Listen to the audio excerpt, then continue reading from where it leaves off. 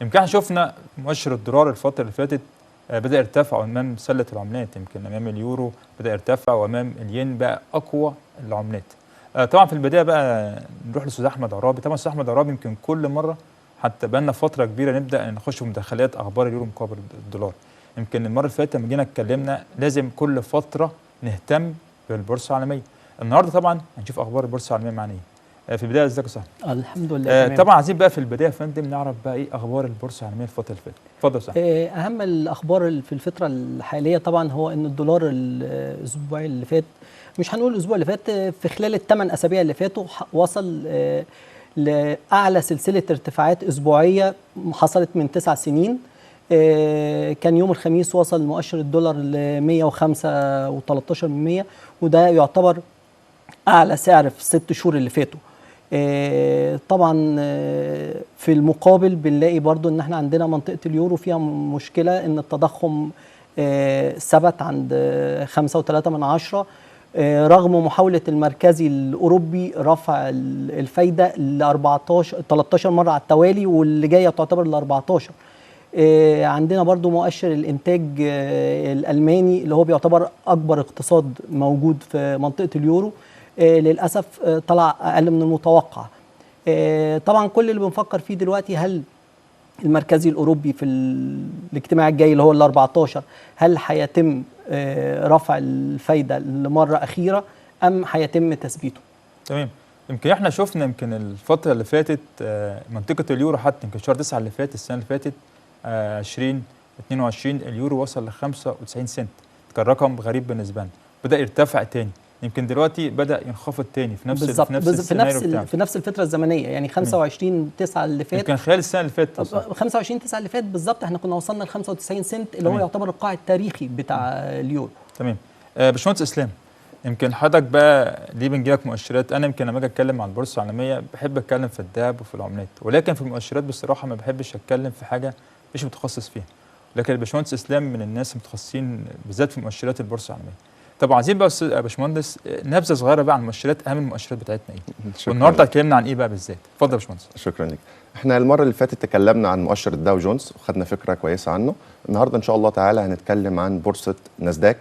بورصه ناسداك هي تاني اكبر بورصه امريكيه من حيث جهه راس المال. راس المال او قيمه راس المال فيها حوالي 19 تريليون دولار، وده رقم كبير جدا. أسست سنه 1971، هي بورصه الكترونيه. سنه 1998 سمح للمتداولين بالمضاربه اونلاين وسميت ببورصه ال100 عام التاليه. البورصه ببساطه مدرج فيها الشركات المهتمه بالتكنولوجيا وبالتقنيه والكمبيوترز. على سبيل المثال مثلا عندنا شركه ابل مدرجه في المؤشر، عندنا شركه تسلا، عندنا مايكروسوفت، عندنا ادوب، عندنا شركات كتير من مشهوره من شركات الكمبيوتر والتقنيه مدرجه في بورصه ناسداك. اهم 3 مؤشرات عندنا في البورصه مؤشر ناسداك كومبوسايت، وده مش مشهور قوي، مش ناس كتير قوي تعرفه، وده مؤشر تقريبا جميع الشركات المدرجه في البورصه موجوده في المؤشر ده. عندنا مؤشر ناسداك 100 وعندنا ناسداك 100 فاينانشالز. تمام. طبعا نيجي بقى للاستاذ احمد عرابي. يمكن شفنا يمكن زي ما الاستاذ احمد قال في اجتماع البنك الاوروبي طبعا يوم الخميس الجاي من اقوى الاجتماعات. عندنا اجتماع يوم الخميس، وعندنا طبعا الفضل لسه هنتكلم عليه الاسبوع الجاي. نيجي بقى استاذ احمد نتكلم بقى حضرتك بقى عن اخبار يورو مقابل الدولار، ايه تحليلاتنا ايه الفتره القادمه يعني؟ اتفضل.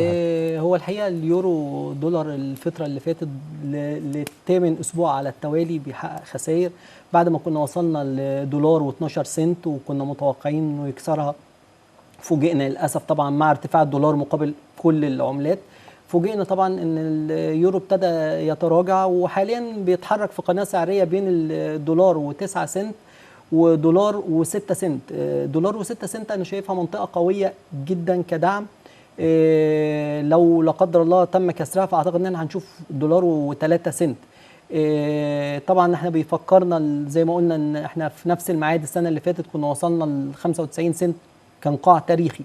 نتمنى ان احنا ما نوصلوش ما وصل المره اللي فاتت كان الناس توقعت قال لك بقى خلاص ده اليورو هينهار، ولكن قدر ان يرتفع تاني. بس هو ارتفع المره دي يمكن الدولار 12 سنت بدا ينزل تاني الدولار 12 سنت وبعدين ابتدى يتراجع مع سلسله خسائر العملات قصاد الدولار.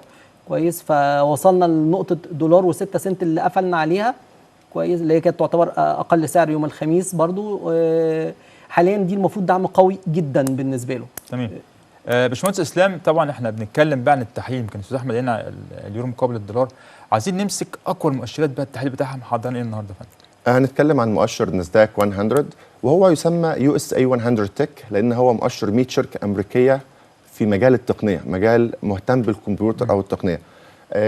في نقطه جميله حصلت الاسبوع اللي فات، ان الحكومه الصينيه طلعت امر للموظفين الحكوميين ان هم ما يجيبوش معاهم تليفونات ايفون للشغل، فحصل مباشره سهم ابل نزل بنسبه 3.6 وسحب معانا المؤشر كله. مؤشر ناسداك تراجع، وكان افتتاح بورصه نيويورك في قوه للدولار وفي ضعف في المؤشرات وفي الاسهم.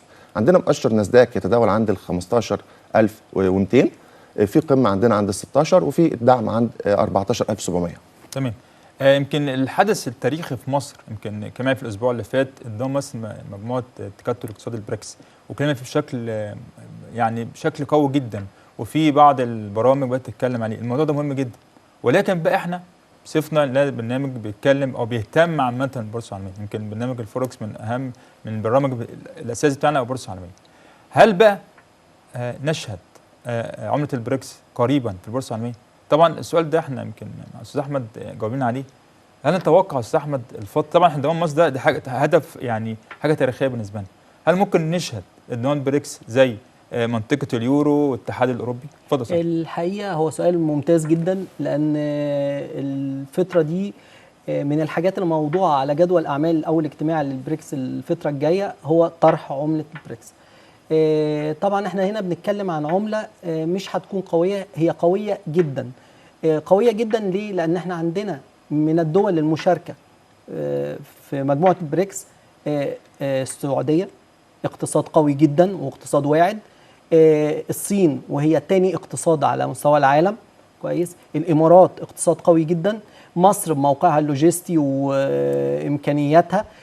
فاحنا بنتكلم ان لو تم، بالاضافه طبعا لان احنا بنتكلم في مجموعه بتتحكم في 25% من السلع على مستوى العالم.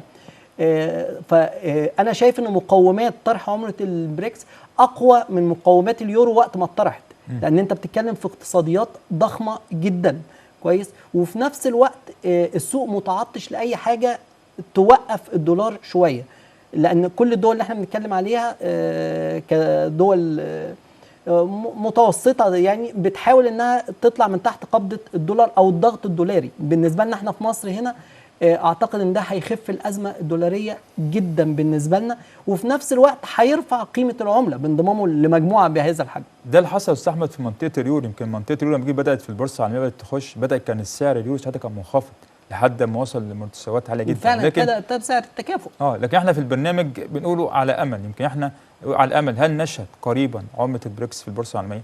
ده ان شاء الله، ان شاء الله الاجتماع اللي جاي تكون بدايه خير يعني. تمام. نيجي بقى النقطه اللي وراها.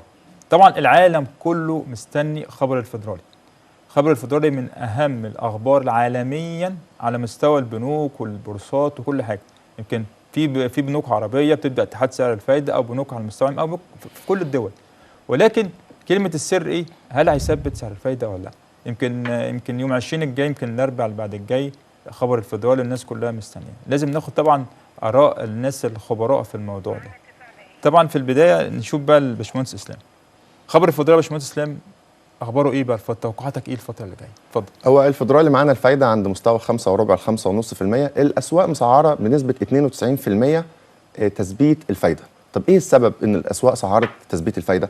عندنا الحقيقه حاجتين. التضخم رغم ان هو ارتفع تاني لمستوى 3.5%، ولكن الارتفاع ده يعتبر طفيف. لكن الشيء الاهم عندنا واللي نسبه تسعير تثبيت الفايده ارتفعت من حوالي 80 ل 92% بسببه، هو ارتفاع مستوى البطاله من 3.5 ل 3.8. فمستوى البطاله الامريكيه 3.8 ده الفدرالي الامريكي بينظر اليه لشيء مهم جدا. كل ما البطاله الامريكيه ترتفع الفدرالي يثبت الفايده. تمام. استاذ احمد توقعاتك ايه في خبر الفدرالي؟ طبعا انا بضم صوتي للباشمهندس اسلام. بنتوقع طبعا بنسبه كبيره هو تثبيت سعر الفايده في الاجتماع اللي جاي، والنتيجه طبعا برضو ان حصل تباطؤ في النمو في الربع الثاني من السنه. زي ما قال باشمهندس الوظائف برغم زياده عدد الوظائف، لكن للاسف ان البطاله مؤشرها ارتفع. تمام. فبنسبه كبيره احنا بنتوقع انه هيثبت الفايده. ليه بيقولوا خبر الفدرالي؟ يمكن كل مره بنتكلم عليه خبر الفدرالي. في ناس كتير جدا مثلا تيجي للذهب، انا هتكلم صفتي في الذهب، يمكن الاساتذه والناس اتكلموا عن ايه المؤشرات والعملات. نيجي للذهب بالذات، يمكن يوم 20 اللي جاي تبدا الناس قبلها باربع خمس ايام تقول لك خلي بالك خبر الفدرالي جاي، ده احتمال الذهب يرتفع، احتمال الذهب ينخفض. يمكن النصيحه دي بقولها لكل مره للناس، خلي بالك خبر الفدرالي ما هو الا حركه قويه جدا في السوق، يعني ممكن فعلا الذهب يرتفع خلال نص ساعه او ساعه او خلال يوم، ممكن يرجع تاني. فما فيش حد فينا، يمكن الكلام ده قلنا قبل كده، ما فيش حد فينا هيتوقع الفدرالي راح فين تاني. يعني ما فيش حد فينا يقول لك الذهب مثلا دلوقتي عند كام؟ 1919 دولار. ما حدش فينا يقول لك ايه ده الذهب احتمال خبر الفدرالي الجاي يوصل لمستويات 1980، ما فيش حد يتوقع. ولكن احنا بنعمل ايه؟ لازم نتابع الخبر كلنا اثناء خبر الفدرالي، بنقعد نتابعه، هل بقى الذهب هيمشي هيرتفع؟ هل الذهب هينخفض؟ تبدا انت تتابع حركه السوق بتاعتك.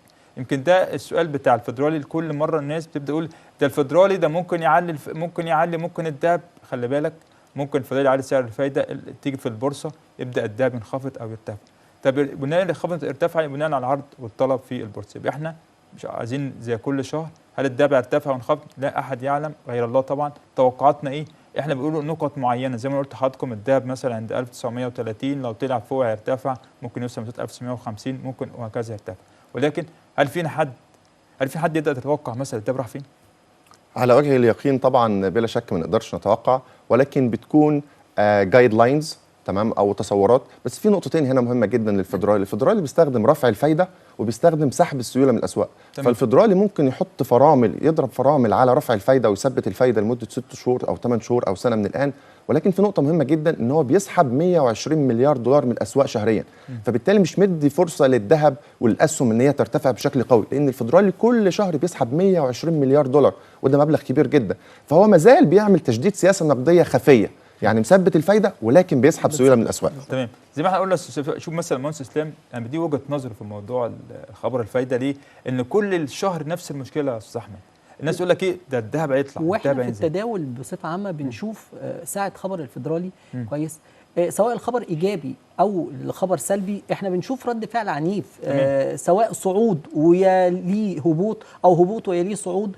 ففي الفتره يعني في الوقت بتاع خبر الفدرالي التداول بصفه عامه صعب كويس، لكن بتبتدي تظهر اثار الخبر بعدها بيوم او يومين. عشان كده احنا دايما بننصح المتداولين ان وقت الخبر ما تتداولش، لان هو مجرد فعل ورد فعل عنيف، بتبقى حركه قويه جدا بالظبط، حركه قويه انت ممكن تخسر فيها محفظتك. تمام. كويس، لكن استنى لحد ما تعرف الخبر وتعرف ايه واقعه ونتائجه وابتدي تعامل بعدها. تمام. باشمهندس اسلام، يمكن طبعا احنا قلنا خبر الفدرالي ده مهم بالنسبه لنا، مهم بالنسبه لحضرتك بقى للمؤشرات بتاعتك، ايه اقوى المؤشرات بتتاثر بالخبر ده؟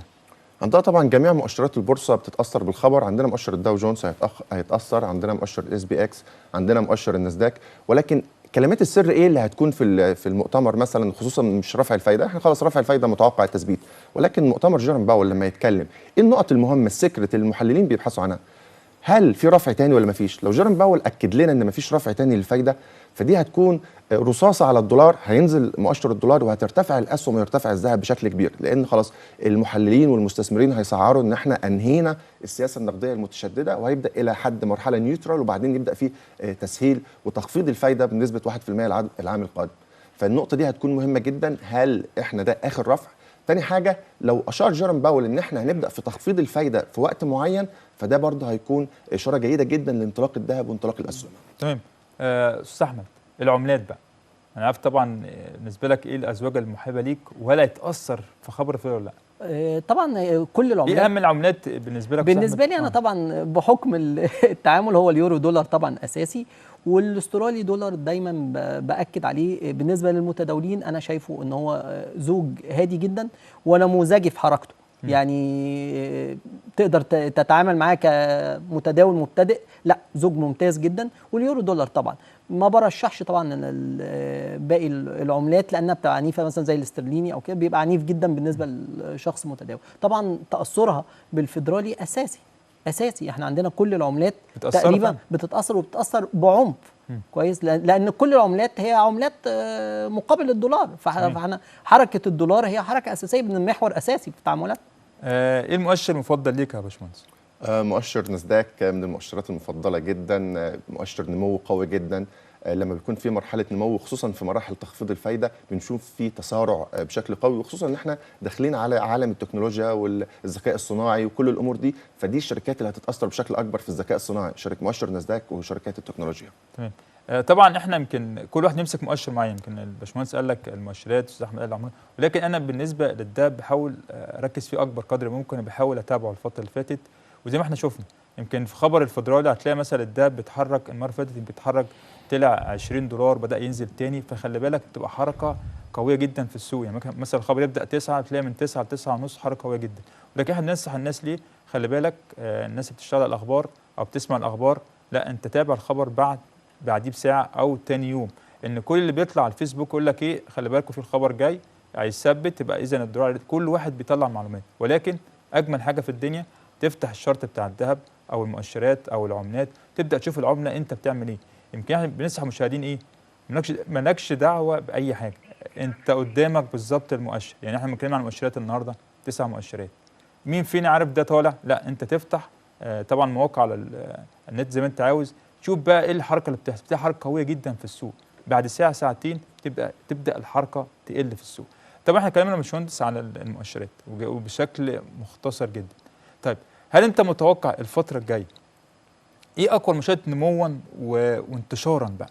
يعني الفتره اللي جايه اللي عليك الاقبال كبير جدا في المؤشرات بتاعتنا. هو الحقيقه احنا عندنا في نقطه مهمه جدا، ان عوائد الولايات المتحده الامريكيه لمده سنتين بيحصل فيها تراجع، ولكن عوائد ال10 سنوات بيحصل فيها تراجع بمعدل اكبر. ففي عندنا حاجه اسمها الانفيرتد ييلد كيرف او العائد المقلوب، مؤشر العائد المقلوب. والمؤشر ده كل ما بينزل في منطقه سالبه بيدينا ركود. المؤشر ده قدر يتوقع 8 مرات من الركود الماضي من مجمل 9. فالمؤشر ده بدا ينعكس لفوق، فمعناه ان هو بيبعدنا عن احتمال الركود. فاحنا كل ما بنبعد عن احتمال الركود بنلاقي مؤشر زي الناسداك هو بيتاثر بالموضوع ده جدا. فانا اعتقد مؤشر الناسداك هيكون فيه نمو قوي جدا الفتره القادمه. تمام. طبعا احنا النهارده في حلقتنا اتكلمنا طبعا عن المؤشرات، واتكلمنا عن العملات، واتكلمنا هل قريبا لقوا طبعا البريكس، عمله البريكس تخش في البورصه. طبعا انا في الاخر لازم اشكر حضرتك يا باشمهندس. شكرا لحضرتك جدا. طبعا انت جاي من المنصوره، الله يكون في عونك. باشمهندس احمد جاي من اسكندريه. ده انا اللي بتشرف بوجودي معاكم دايما. اشوفكم طبعا الاسبوع الجاي في برنامج الفوركس مع نبشير. السلام عليكم.